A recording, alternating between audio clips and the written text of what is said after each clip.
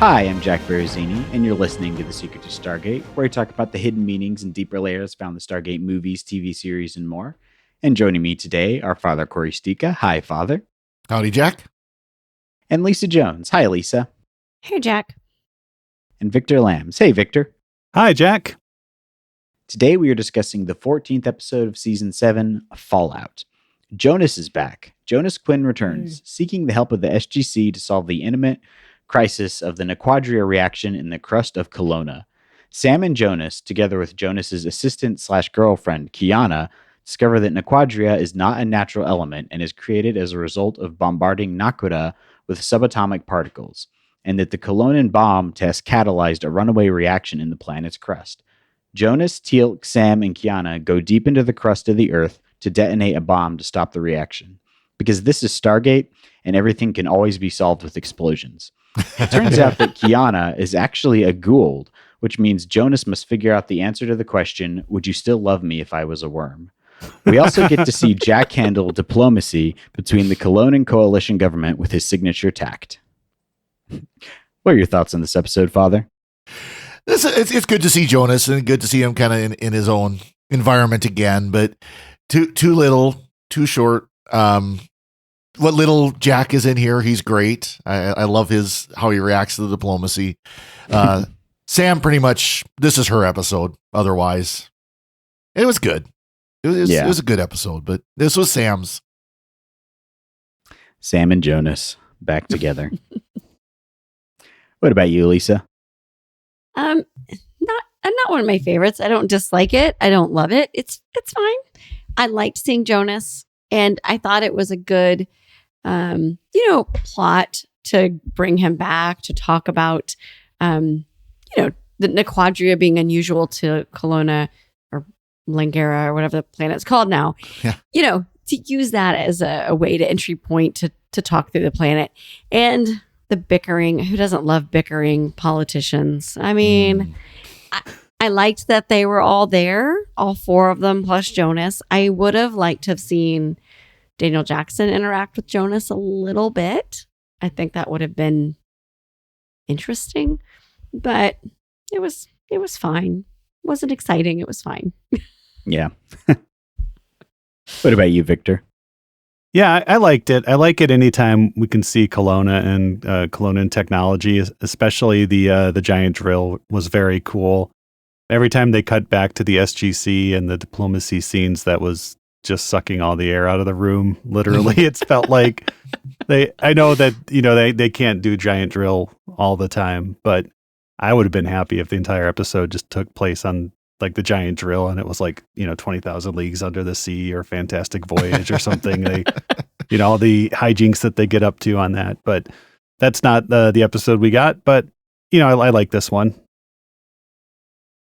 Yeah, I mean, I guess if you want that, you could watch the core, but then you'd have to watch the core. Yeah. So they did reference the core quite a bit on the director's commentary, that they were trying to do something more than just trying to do something different than the core. But yeah, nice. Not really. Yeah, it's fun to see Jonas. It's fun to see. I know we talked about this offline, but his hairstyle and Kiana's being very similar. Yeah. So, which was distractingly weird when you had wide shots. Sometimes you're like, which one is that? Well, and they dressed alike. Yeah. Yep. And So the same hair and the same general outfit. I took it as they were such a couple that they just had to, dress just alike and look alike and do all things together. They were one of those, like nauseating couples. and they wear matching tracksuits, neutral tone Peter Pan tracksuits. Yeah.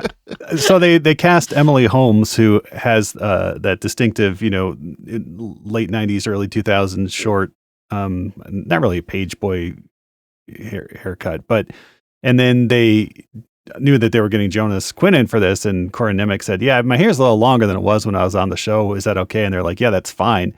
And they shot the first day, and then we're showing it to the producers and the writers, as they were reviewing the dailies, and they're like, oh no, like they have the same hairstyle, but at that point it was too late to do anything about it. And they were very worried that it would read as Jonas and Kiana are brother and sister, because you don't really set up their Yeah. relationship until they start kissing.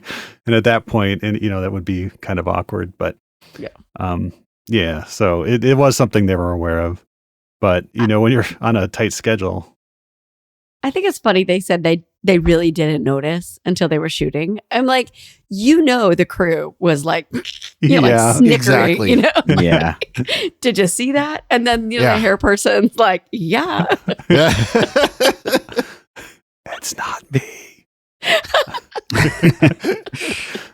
That's Yeah, his I normal hair.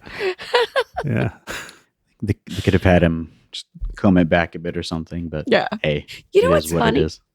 What's funny about it is I remember hating it. And now, I don't know, it's not bad. Maybe because I'm used to all the floppy mop hair, like my young adult son has and stuff. But I was going to say, those kind of styles are starting to come back again, aren't they? Yeah. Yeah. A little bit longer. The bangs. Yeah. Yeah, the real, in their face and stuff. So I don't know. It didn't bother me like it did in 2004. I was saying that it looks. I like the look on Kiana, but I think I said this to Victor earlier. I think my taste in hairstyles on women was very much influenced by watching 90s science fiction television growing up, because they all that short hair was very popular. Oh, Very definitely. popular. Yeah. I feel like they did communicate pretty early on that they were either romantically involved or she liked him, because the first time Sam comes in, she's like, "Who is that?" And after you get the rest of the plot development with the fact that she is a Goa'uld, you can see that that's her being upset that SG-1's here, but you can also read it as, "Who's this other lady coming in on my turf?" Yeah. Yeah. Yeah. Well, it's even Sam calls it out. Okay, spill the beans. We know. Yeah. It's Yeah. pretty Yeah. obvious. Yeah, because they match. It's Yeah. in the exploration phase or whatever he says. Yeah. Yeah. I think the kids today call that like the talking phase. Yeah. What's the phrase? Oh. Situationship or whatever they use now? I don't the know. flop era? Or is that something different? I don't know. That sounds like something different. I don't know. But I don't know either, but I'm not familiar with that one. But I'm Yeah. out of But by the touch time with I hear of slang. any popular slang, it's already past usage. Yeah. yeah. So the drip, people aren't using that anymore. But only now I've heard of it. Yeah. And they riz with their flossing and yeah. Yeah. Yeah. Yeah, I And think they say Riz now. There's Yeah. a penguin dance that's popular now. Oh, is it? At least Okay. that's what I hear. That's what I hear. Is it the Burgess Meredith penguin or a Danny Yeah, there DeVito you go. penguin? Mr. Popper's Penguins. Yeah. Nice. But yeah, it's fun to see. I like that they tie back in the initial episode with Jonas. We get the results of those Nequadria bomb tests and how that's causing this issue, because this whole time since they've been to Kelowna, they've been looking for Nequadria elsewhere, and it's revealed here that it's only created when you bombard Nakoda with Meowans. I mean, muons. Yeah. if you're on the audio, we had a cat incursion just now. So, but yeah, so I like that. I like that they are exploring that angle more, and it does give you the moral, the bomb is bad, which is funny given the fact that a bomb is what solves the problem in the end. Oh, but it's only a nuclear bomb, a small nuclear bomb. No big deal. Only. It was a good old American nuclear bomb. None of those foreign nuclear bombs. And of course, it blows up the ground just enough to shift it, just enough, Yes. just stop the reaction. The reaction's not going to go because that fault line slid. That's because Carter's really good at her job. Yeah. Yeah, Carter All knows her what she's jobs. Yeah. doing. Yeah, I mean, I feel like we could question the geophysics of all of that, but I don't know enough about geophysics to know where to actually question it. Other than the fact Yeah. that it sounds kind of hokey, but hey, it's Stargate. I'm okay with I that. did like the backpack nuclear bomb though, that Mm-hmm. screws together like a thermos or something. exactly. Like a Stanley cup or something. Is that still a thing? That's a big thing right now. Okay. Yeah. Okay. Yeah. Well, a Stanley Cup. Yeah. It's a little bigger than this bomb. Yeah. The Stanley Cup. No. Yeah, and we get the Kelownan drill ship, which Mhm. they're basically launching a rocket downwards with their whole like sequence. They have like the launch and everything, which I thought Yep. was fun. Yeah. Well, at least they happened to build it in the right spot. They didn't have Yeah. to move it.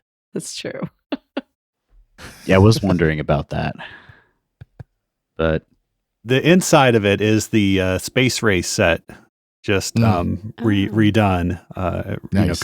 Very much redone. Yeah, excellent. Very, very cool set. And they did play around with, can we show the outside of the excavation machine while it's tunneling through the earth? And they were just like, there's just no way we can do this. A, there's no light. B, all you'd see is dirt. And Mhm. so instead we have like this little Atari 2600 because it's Kelowna technology graphic of like the driller and where it is. And, looks like Hey, Dig it Dug. worked. Yeah, Looked Dig like Dug, Dig Dug. exactly. Yeah. I like the almost like steampunk vibe of the inside of the Yeah. ship though, where they have like I couldn't tell if it was a typewriter or like an old Tandy computer. It looked like a typewriter. Well, no, it was like keyboard. an old manual typewriter for the keyboard. Yeah, that was cool. And then they have all the valves with the dials and stuff. And of course, they hit something and a pipe starts leaking steam, and so they have to turn a valve to turn off the steam and stuff. Yeah. Yep. It's like they're trying to blend the fact that they're not supposed to be very far technologically, but then they have this really cool machine, and so we got to make it look like they've been getting technology between what Jonas has learned through his travels and interaction with Earth and stuff like that. So their technology has been improving quite dramatically. Yeah. Especially when you have a Goa'uld on staff. Yeah, exactly. It helps. And I like how the reveal that Kiana is a Goa'uld explains how they have this technology, which is beyond even Earth technology at this point. That, she was sent by Baal to basically embed herself with the Kelownians and figure out what the deal is with why Anubis, wanted to attack this planet. And she hasn't reported back to Baal about the Naquadria yet, because it's hinted that she's, enamored with Jonas and likes, the Kelownians to some degree, and wants to start her own empire using the Naquadria as well. But to that end, she's been helping them, work on this digging machine, which Carter finds out that, hey, a lot of these systems are reminiscent of Goa'uld systems. Yep. So The most un-Goa'uld like Goa'uld Yeah. seen. Yeah. She's almost like a Tok'ra. Yeah. I was gonna say I like her better than a Tok'ra because it seems like at the end of it, she likes Jonas and Yeah. she's not manipulating anybody at that point. She's just being honest that she caught feelings for Jonas. And Yeah. We've had a few of those Goa'ulds now, haven't we? That what was Freya and Anise? Remember? Oh yeah. Freya liked Daniel Jackson, right? And Anise liked Jack. So we've and seen a few of Martouf them. liked Sam, but that was a whole like dead wife thing. So Yeah. Creepy. yeah. yeah, we've gotten more likable Goa'uld at this point than likable Tok'ra. That's true. But of course, you feel sorry for Jonah because the part of her that died was a part that liked him, apparently. Yeah, those two so crazy weird. kids. I think it'll work. I think they'll work it out. They have matching haircuts. Yeah, they have matching haircuts. So And similar outfits. Yeah. Is Jonas now in the Daniel Jackson Club? Because he had similar luck, right? That the woman that he was dating and potentially really liked, turns out she's really a Goa'uld. And he's kind of thinking, well, were you a Goa'uld when when we first hooked up? And she's like, yeah. Which, that puts him in league with Daniel Jackson for girlfriends, right? But this Goa'uld actually, I think, liked Jonas enough to sacrifice herself for the host, which, what was Share's Goa'uld name again? I forget. Yeah, I don't remember. Yeah, I forget too. But yeah, what's that Goa'uld would never do. Mm-mm. Or Osiris. Yeah. He's gotten a few of them. Yep. Hathor. Yeah. Yeah. Okay, 3. Yep.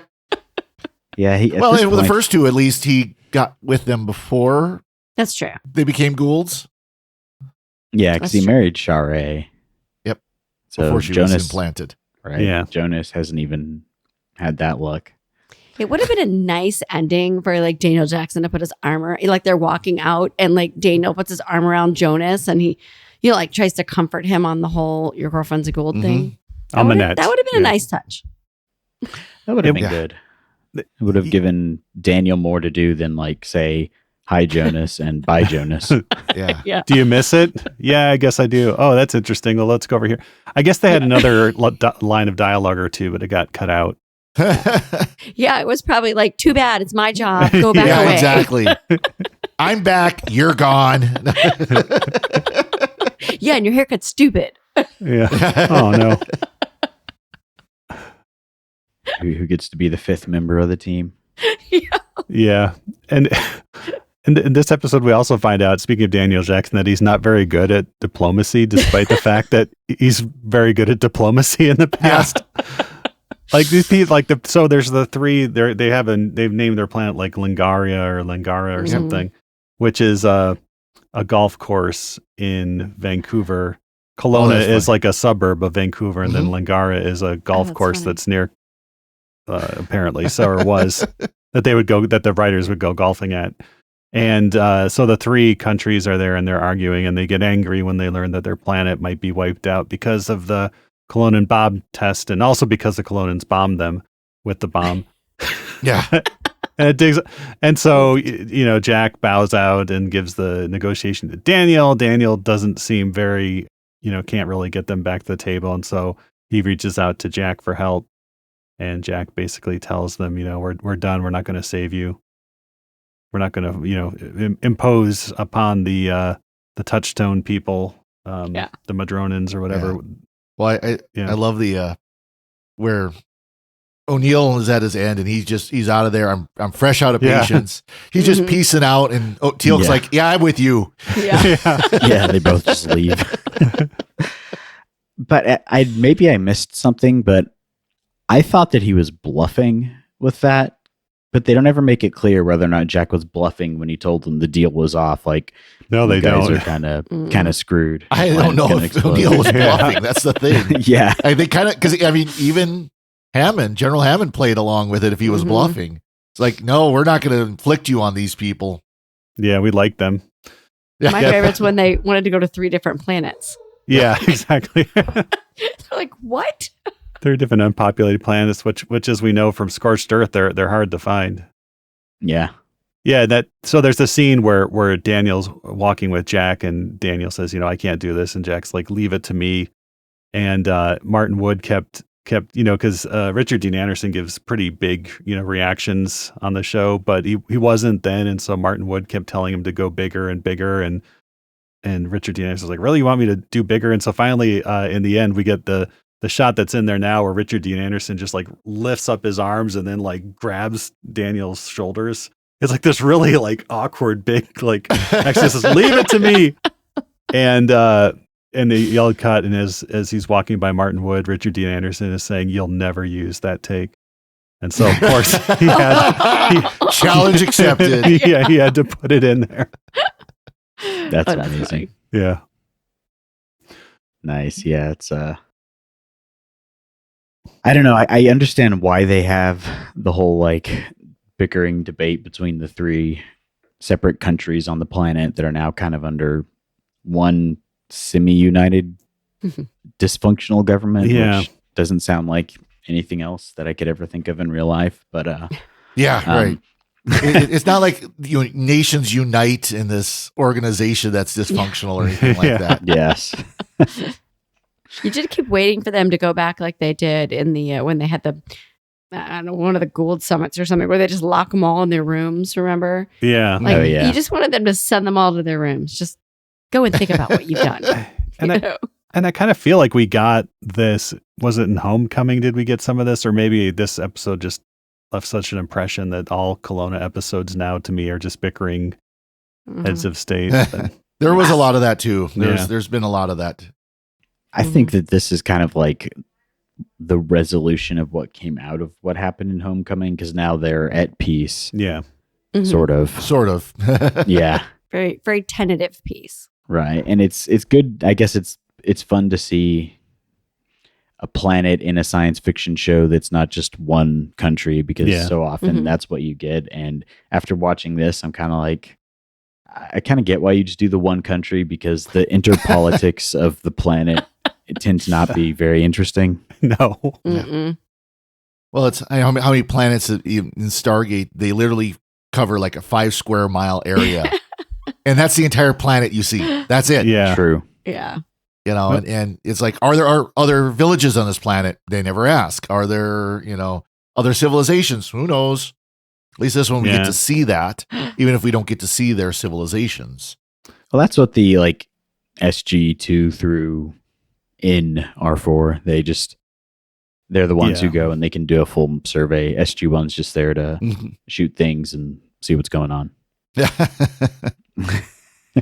And if you do the multiple people on a planet, you need to like paint, one half their face white and the other half black, and then flip it for the other people so you can make a statement about how everybody's really the same. Uh-huh. Yeah. Yes. Not heavy-handed at all. Yeah.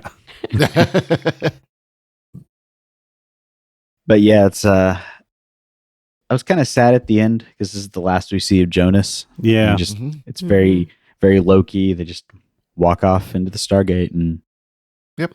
I assume there's probably novels with Jonas, and hey, we can maybe get him in the future, but who knows? Yeah, and I think they mention him. Mm-hmm. Yeah, I mean, I don't know why they didn't bring him back again. They knew that they wanted to bring him back later on in this season, which they did for this episode. And so Robert C. Cooper had kind of a bag of story ideas that would do that, and then workshop them with Corin Nemec, and then Malazzi and Mully wrote the teleplay from it. So there were other ideas probably for bringing him back, but for whatever reason, I mean Stargate fans probably were very opinionated in 2003, 2004, and I don't know. You think? They're always If this episode wasn't a home run or something, but That's probably what it was. People probably too many characters. How do you integrate him with Daniel? Yeah.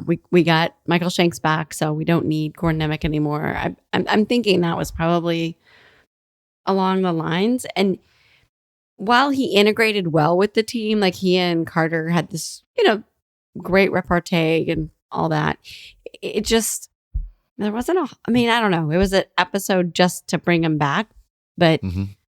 I don't know. It worked, but it didn't. It just was very Planet of the Week with, compartmentalized stories. And so I don't we know. needed more Jonas and less arguing Yeah. Kelownians or Lingarans or whatever. And maybe him interacting with, Jack and Teal'c more versus him with the new Goa'uld girlfriend. Yeah. Yeah. I think what people liked was him with the team, not him and his planet. But it was nice to see him. Yeah. Yeah, they could have done like a dark twist and have him be the Goa'uld, and it turns out he was a Goa'uld the whole time. Oh. There you go. Yeah, that 'Cause would have now been apparently like they've got a yeah. drug that they can not be detected. Yeah. Yeah. And that was kind of how they start to reveal that something's up with, Kiana and stuff, is she injects herself with a drug, which I mean, could just mean she's like diabetic, but in Stargate, that's never the case. Yeah. And then they, she finally comes out very quickly. They don't keep this, into the episode, which is good because it would be kind of annoying. But Mm. But yeah, so it's a good episode. Like I said, I like the inside of the digger ship, and there are some cool CG shots of the outside of it. Yeah. As they do the reveal, which was pretty Mhm. cool. Mm-hmm. Everybody gets a chair on the ship too. They didn't have a chair for Teal'c to sit in originally, and then Christopher Judge complained that he'd be standing for 2 days of filming. So they gave him a chair. They gave him this cool captain's chair. Yeah, like he's got the shields button right there on the armrest. He's Captain Kirk. Yeah. Basically, all he does is, I feel like he was kind of just there to keep an eye on Kiana, but all he does is tell them what the screen in front of them says. So it almost felt like his job of reading off the percentages was like a Sam giving him something to do. Yeah. But it's like Galaxy Quest, Sigourney Weaver's characters. I've got one job on this ship, and I'm gonna do it. Pretty much. Yeah. He didn't volunteer for Tok'ra tunnel detail because the ship runs out of gas or whatever, and it gets stuck. And they've been using Tok'ra tunnels to help them. They don't explain how this is done, but you can use your imagination and fill in the details. Like maybe they're throwing the crystals ahead of the drill or attaching the crystals to the drill. But that'll let them tunnel much faster. But they still have a few, crystals left, and so they're able to create a very narrow tunnel down to where they need to set off the bomb. And so, Emily Holmes's Kiana Goa'uld has to go down this very tight tunnel that makes everybody all sweaty. And no, she's sweaty it doesn't make everybody all sweaty. No, but I noticed they all took their jackets off and had their little tank tops on. Yeah, I noticed. Well, that was something else too. Is like when they're going down and they're getting hot, Jonas and Sam are sweating, but Teal'c and Kiana are not because the Goa'uld is helping them regulate their temperature. But as Kiana goes down into the tunnel, it's toxic in there, and her Goa'uld is like losing it and has to sweat. So but Teal'c didn't volunteer to do that. I guess the tunnel wasn't wide enough. Well, he doesn't have the Goa'uld. He doesn't have a protect him Goa'uld anymore, though. Oh, yeah, I guess the Chitonin offers some, but you're not enough to. Not to that level. Yeah. Did anyone else think when she's like, "No, the host is dead anyway. Y'all go." You're like, okay. Yeah. Okay. Bye. Yeah. But no, they hear the knocking on the door. I know I'm not supposed to say that. I'm supposed to say like the dignity of every person. But I just in the context of the show, she was the most un-Goa'uld like Goa'uld, right? Yeah. So it made sense. But at the same time, imagine if it was Ball. Like, no, leave me here. Y'all go on. I think they do that eventually. Don't they sacrifice Ball or like one of his clones or something eventually? Yeah, a number of times. Yeah.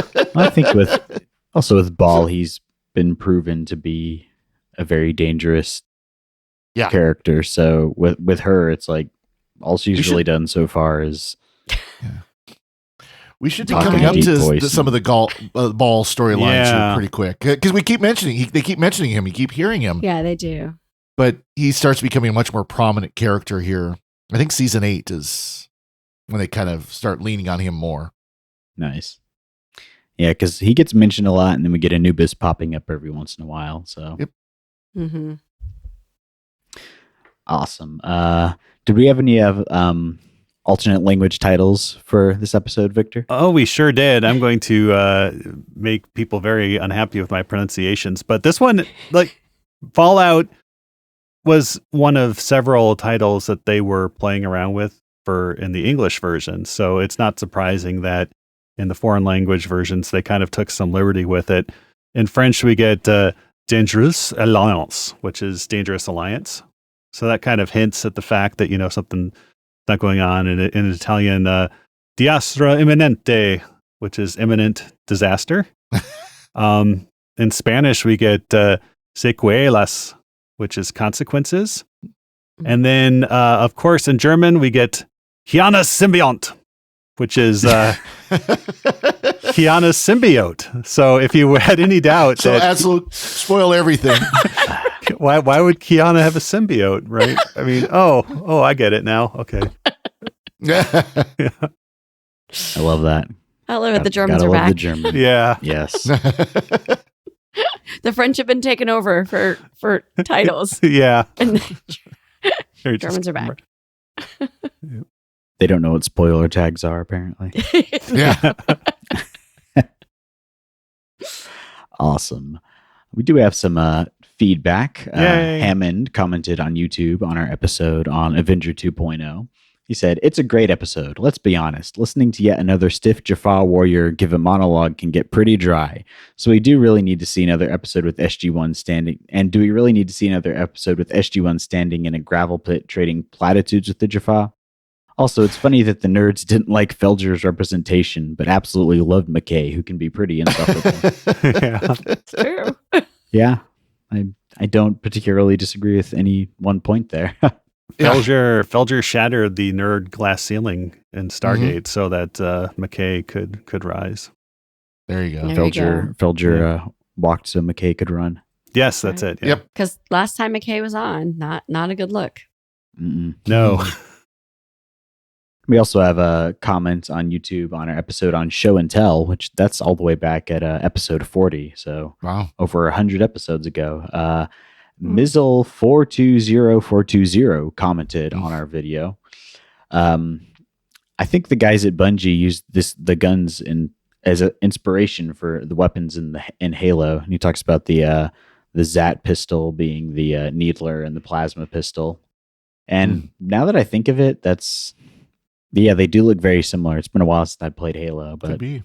similar design. So Yeah, I mean, in video games, since even the first Stargate movie came out, there's always a portal, and when you see the round portal, it always has like the triangular, the trapezoidal, where the chevrons go. Proof that all video games are Yeah. actually in the Stargate universe.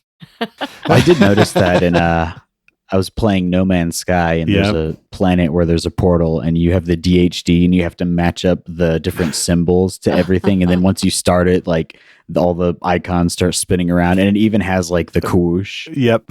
So that was fun to see. I don't know if that's how close to a copyright infringement that skirts, but I guess if it's an homage, it's okay. Yep. So yeah, and before we go, we'd like to take a moment to thank our patrons who make it possible for us to create the Secrets of Stargate, including Andrew P., David H., Jordan B., Robert R., and Joe W. Their generous donations at sqpn.com/give make it possible for us to continue the Secrets of Stargate and all the shows at StarQuest. And you can join them by visiting sqpn.com/give. And be sure to follow the show on Apple Podcasts, TuneIn, Spotify, iHeartRadio, and you can find the video versions where you can see my cat trying to knock over my computer at youtube.com/StarQuestMedia.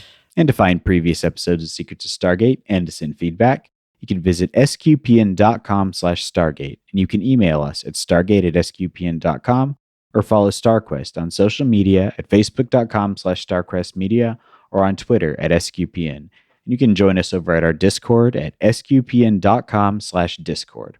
And we'll be back next time and we'll be discussing the next episode of SG-1, Chimera. Until then, Father Cory, thank you for joining us and sharing the Secrets of Stargate. Thank you, Jack. And Lisa Jones, thank you as well. Thanks, Jack. And Victor Lambs, thank you too. Thanks, Jack, and so much for my empire. I'm really sorry to hear about that. I know. And once again, I'm Jack Baruzzini. Thank you for listening to The Secrets of Stargate on StarQuest. Anyway, I'm sorry, but that just happens to be how I feel about it. What do you think?